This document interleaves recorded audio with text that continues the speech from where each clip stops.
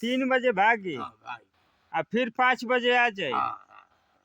और 5 बजे आ जाए तो फिर 8 बजे दिन में भागी। हाँ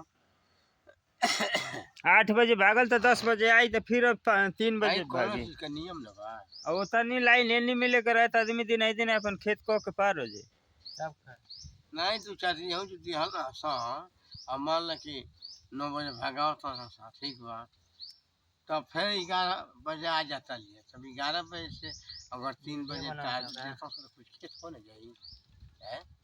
11 बजे से 3 बजे ले दल तब तो हमनी का कोरे कल रहे। उनके बात